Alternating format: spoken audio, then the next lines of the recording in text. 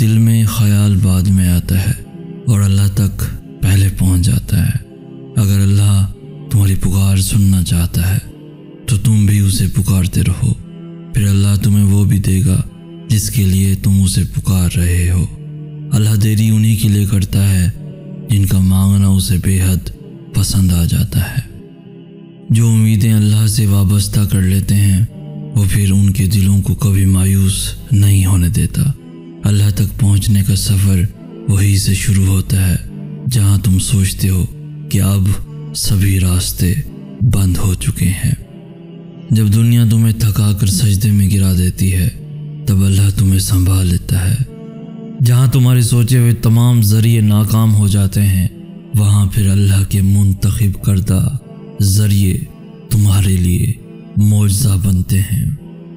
ڈرو نہیں، تم جہاں کہیں بھی ہو اللہ تمہارے ساتھ ہے۔ جب تم اللہ کی چاہت تک پہنچ جاؤ گے تب وہ بھی تم تک تمہاری چاہت کو پہنچا دے گا۔ اللہ کی رضا کے سامنے دنیا کی نہیں چلتی۔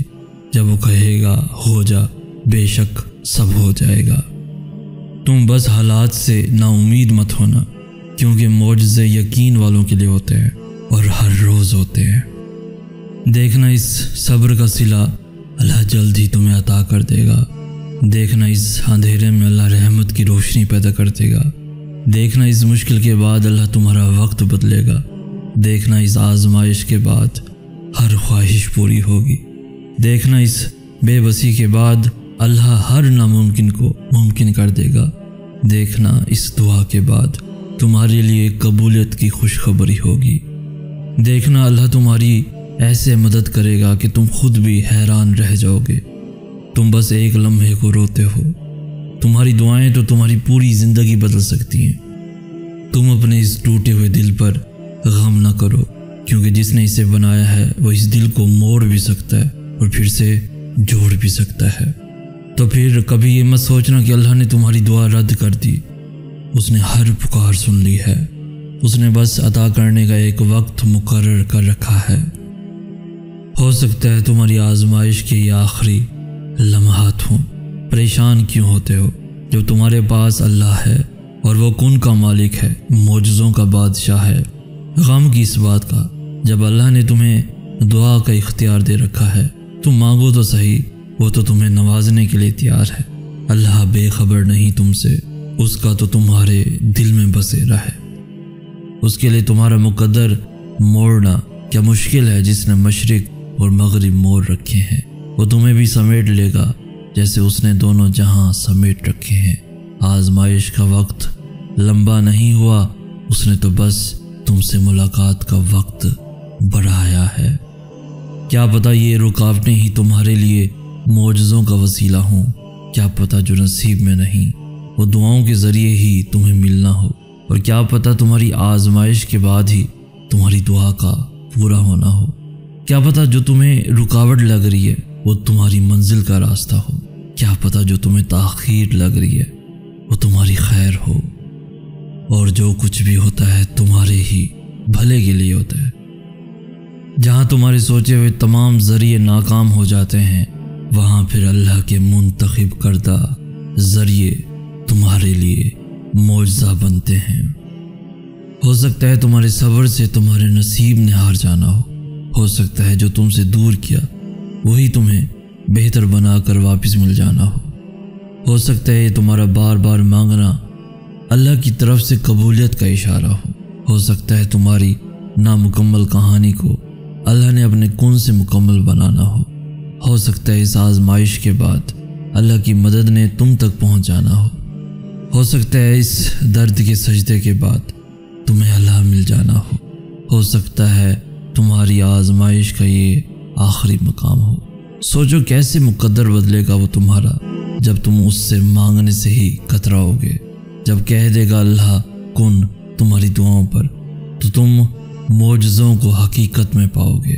کیا ہوا جو آج مسکراہٹ لبوں سے جدا ہے، رکھ کر اللہ پہ یقین تم بہت جلد مسکراؤ گے۔ وہ تو کہانی بدلنے میں خوب ماہر ہے۔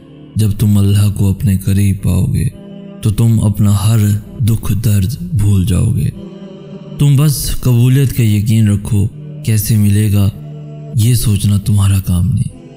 اس لیے جب اداس ہوا کرو تو اللہ سے باتیں کر لیا کرو، بے شک وہی ہے جو دلوں سے اداسی کو ختم کرنے کی طاقت رکھتا ہے۔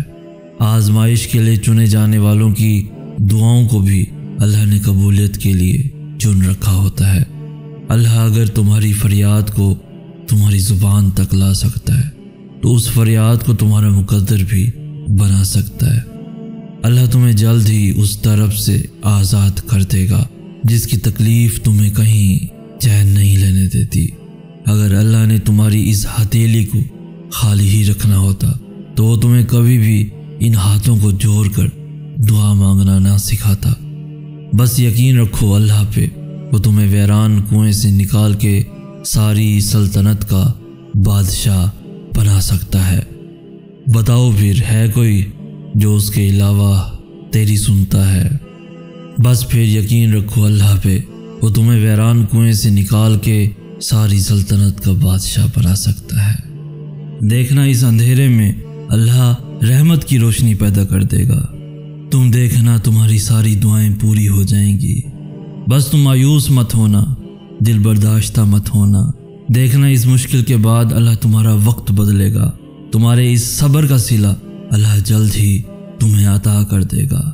دیکھنا اس بے بسی کے بعد اللہ ہر ناممکن کو ممکن کر دے گا۔